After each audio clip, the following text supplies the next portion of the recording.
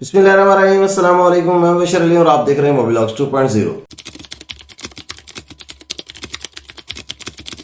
सबसे पहले तो आप सब लोगों को मेरी तरफ से बहुत बहुत ईद उल फित्र और रमजान शरीफ की मुबारक। अल्लाह हम सब के रोजे और इबादतें कबूल फरमाए। अब बात करते हैं काम की।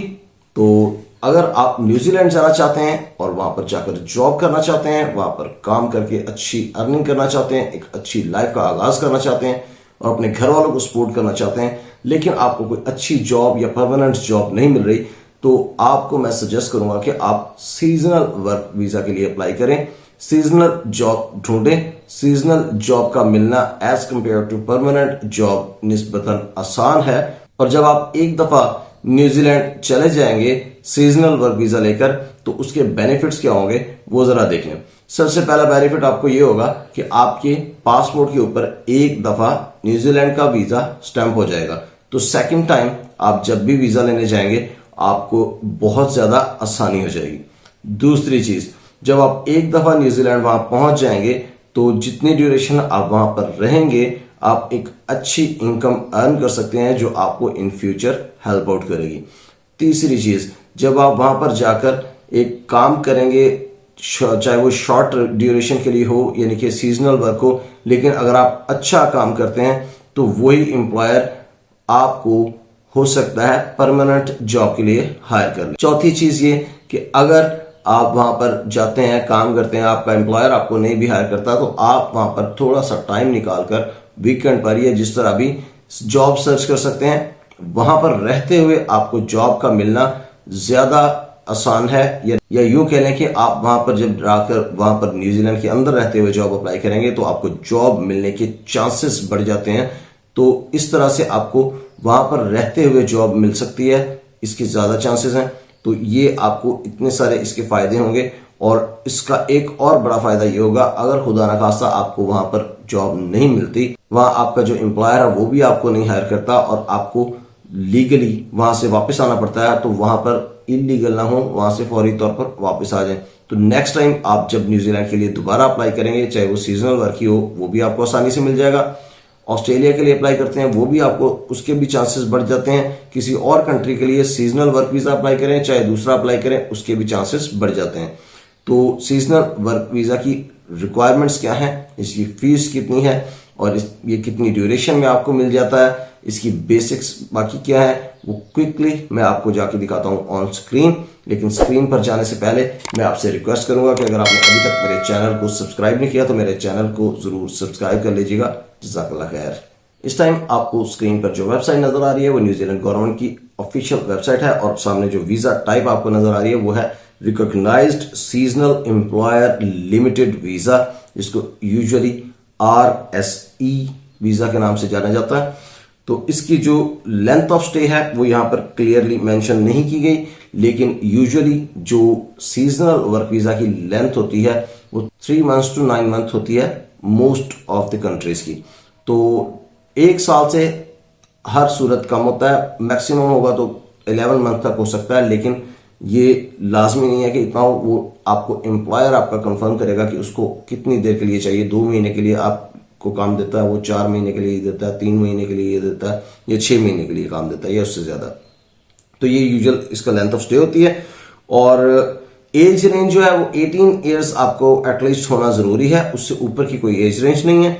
और जो कोटा है इसका तो 19,500 का कोटा है पर ईयर का, तो तकरीबन 20,000 आप इसको कह सकते हैं कि 20,000 जो सीजनल वर्कर्स उनको हर साल लाजमी चाहिए होते हैं। तो एक अच्छा नंबर है, आप इसके अंदर अपनी लक ट्राई कर सकते हैं। 20,000 कोई छोटा नंबर नहीं है और हर साल है।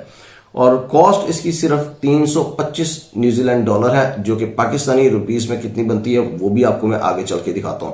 इसका जो प्रोसेसिंग टाइम है वो सिर्फ 2 वीक है, तो 2 वीक के अंदर अंदर आपको वीजा मिल जाता है और उसके बाद आप ट्रैवल कर सकते हैं न्यूजीलैंड।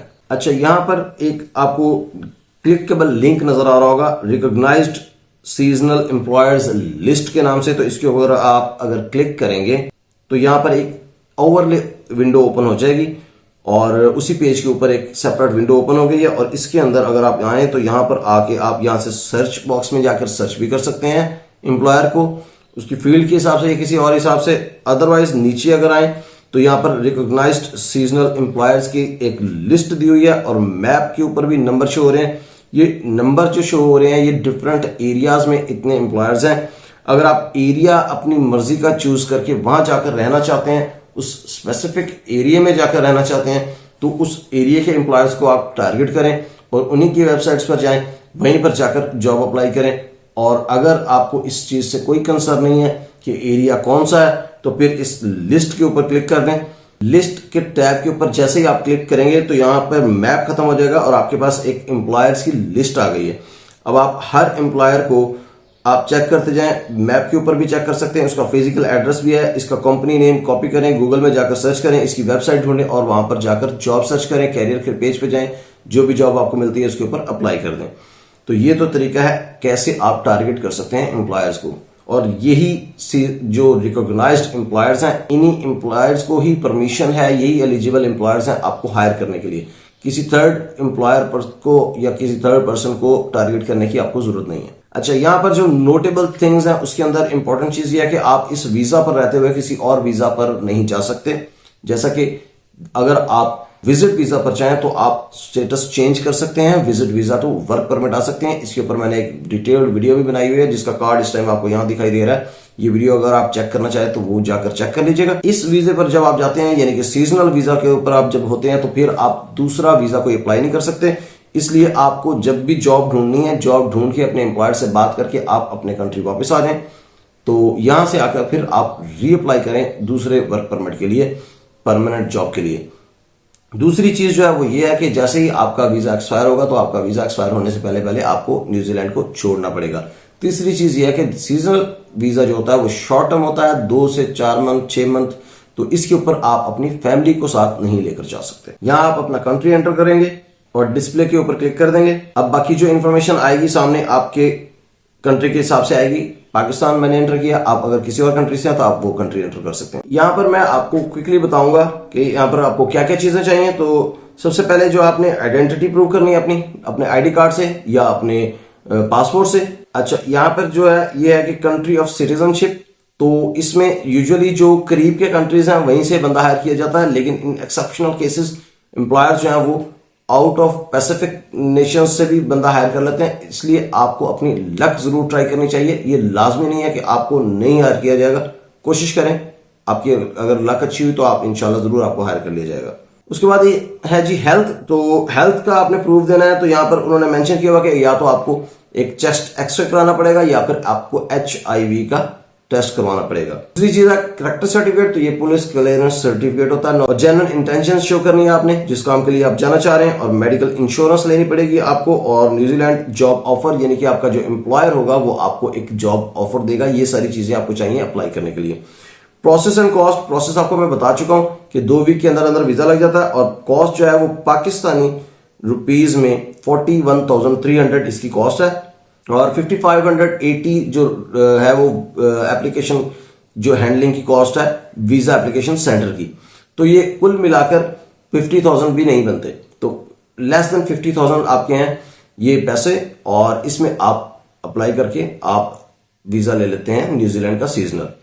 तो एक और चीज जो यहां पर पॉइंट मैं आपको क्लियर करना चाहूंगा कि बहुत से लोग ये कहते हैं कि जी आप लोगों को गलत बात बता रहे हैं, ये वीजा जो है वो किसी और कंट्री में नहीं दिया जाता। ये ऊपर क्लियरली उन्होंने मेंशन कर दिया गया कि नॉर्मली पैसिफिक नेशंस को ये वीजा दिया जाता है, और दूसरे नेशंस को भी एम्प्लॉयर जो है वो हायर कर सकते हैं इन एक्सेप्शनल केसेस।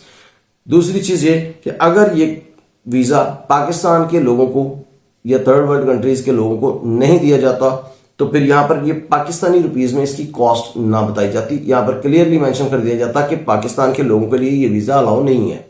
तो इसमें आपने नहीं पढ़ना। जो लोग ये समझते हैं वो इस चीज को छोड़ दें और अपनी कोशिश करें, लक ट्राई करें। अल्लाह ताला ने अगर चाहा तो आपको इंशाल्लाह जरूर वीजा मिल जाएगा। प्रोसेसिंग टाइम 2 वीक्स है, ऑलरेडी बता चुका हूं। आपको इन पर्सन एप्लीकेशन सबमिट करनी पड़ेगी।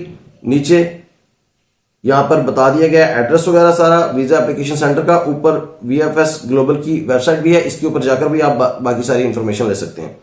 और जो फीस आपने पे करनी है वो बाय कैश भी पे कर सकते हैं, बैंक ट्रांसफर भी कर सकते हैं, और डिमांड ड्राफ्ट भी बना सकते हैं। तो यहां पर मेनली ये बता दिया गया कि किन कैटेगरीज में आप जाकर काम कर सकते हैं: प्लांटिंग, मेंटेनिंग क्रॉप्स, और हार्वेस्टिंग और पैकिंग। तो ये बेसिक डिटेल्स थी। रिकॉग्नाइज्ड सीजनल एम्प्लॉयर यानी कि RSE सीजनल वीजा जो है न्यूजीलैंड का, उसके बारे में। अगर आपको ये वीडियो पसंद आई है तो इसको लाइक कर दें। अगर आपने अभी तक मेरे चैनल को सब्सक्राइब नहीं किया तो मेरे चैनल को जरूर सब्सक्राइब कर दें। अगर आप समझते हैं कि इस वीडियो को शेयर करने से किसी का भला हो सकता है तो इसको शेयर कर दें अपने दोस्त अहबाब के साथ, सदका जारिया समझकर। आपको भी इसका सवाब इंशाल्लाह मिलता रहेगा। अपना बहुत सा ख्याल रखिएगा और मुझे जरूर अपनी दुआ में याद रखिएगा। बहुत जल्द इंशाल्लाह आपसे मुलाकात होगी किसी नई अपडेट और अपॉर्चुनिटी के साथ एक नई वीडियो में। तब तक के लिए इजाजत दीजिए। अल्लाह हाफिज।